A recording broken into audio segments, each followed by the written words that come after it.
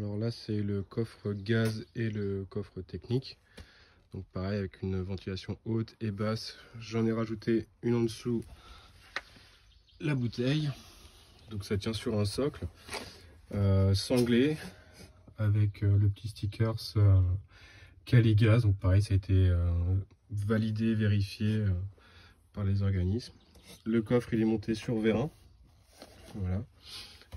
Bien sûr, je fournis les chandelles, le cric qui va avec et le câble électrique, donc 25 mètres de câble pour pouvoir se raccorder aux bornes camping-car ou n'importe où, quoi. Même sur une borne maison, il y a le petit raccord, ça peut être mis sur une prise classique, quoi. Donc ça va se brancher ici. Je ne l'ai pas montré de l'autre côté, mais j'ai fait pareil, j'ai rajouté des scratchs parce que ça m'avait une fois sur la route de voir un des clapets voler. Donc j'ai préféré assurer le coup et rajouter des scratchs. J'en profité pour aller dans le coffre en même temps. Hop. Donc pareil, ça c'est des verrous qui se ferment à clé. Alors dans le coffre, on va mettre la lumière. Donc voici le chauffe-eau. Donc c'est un chauffe-eau ATI. Il tourne en électrique et il tourne aussi avec le système de chaudière. Donc la pompe à eau qu'on a vue dans les autres vidéos fait passer le liquide de refroidissement ici, donc il a le temps de chauffer dans le moteur.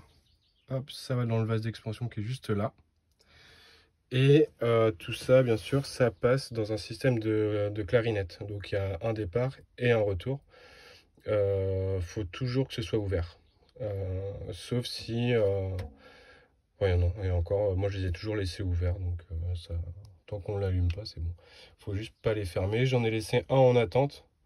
Si jamais voilà, vous voulez rajouter un autre chauffage à eau ou un autre accessoire.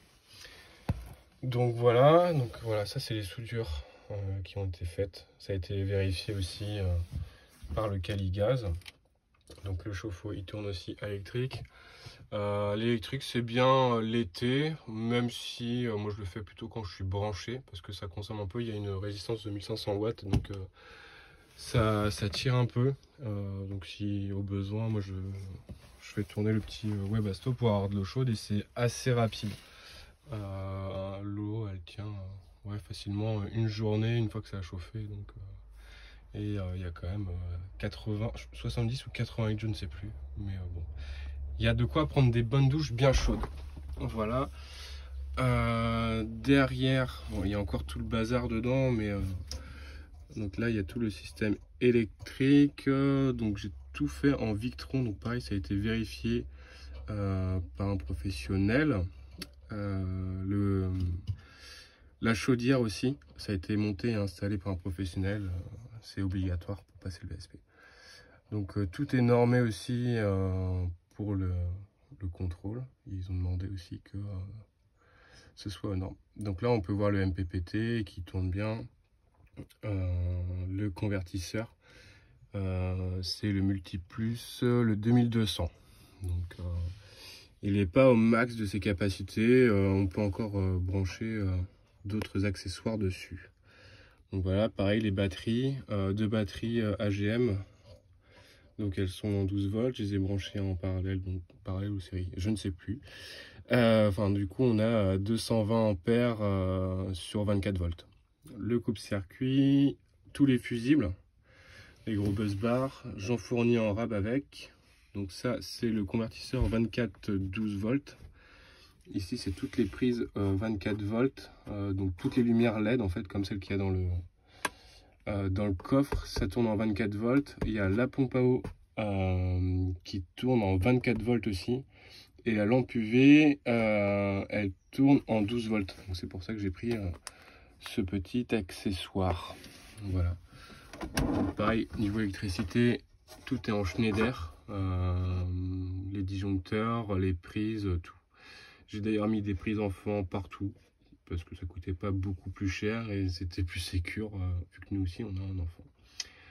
Donc voilà, là j'ai coupé le chauffe-eau, le frigo il est coupé parce que ça sert à rien de le faire tourner.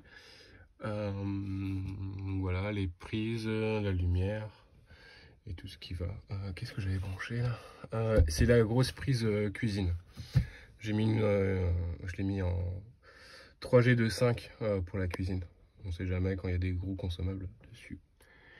Donc voilà pour la partie élec. Tout ça, ça peut être commandé à distance avec l'application Victron Energy, avec le BMW 720. C'est celui-là que j'ai mis, je crois.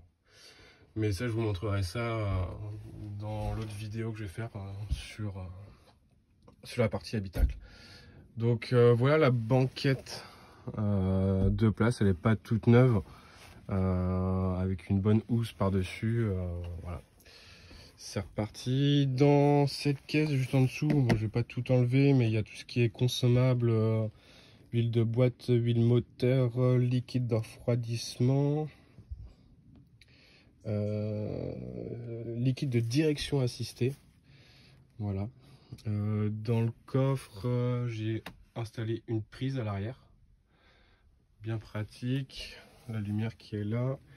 Et ce petit robinet aussi à l'extérieur. Donc voilà, par exemple, si vous voulez rajouter une machine à laver, c'est entièrement possible. Il faudra juste raccorder avec la cuve d'eau grise et faire un raccord propre. Donc moi j'installe aussi des étais quand je sais que je me pose un peu plus longtemps. Ça permet de stabiliser le camion pour éviter qu'il tangue à droite et à gauche. Donc c'est plutôt pratique, quoi. Donc bien sûr ils sont fournis avec. Donc je pense que j'ai fait le tour sur la partie élec, la partie du coffre. Tout ce qui est élec, j'avais pris des photos de là où j'ai passé les câbles. Voilà. Après en termes de dimension dans le coffre, j'ai pas mon mètre avec moi, mais on peut facilement caler les petites motos, un Dax, un Chapi ou des petits Monkey, quoi. Une voire deux, si on se débrouille bien on peut en caler deux.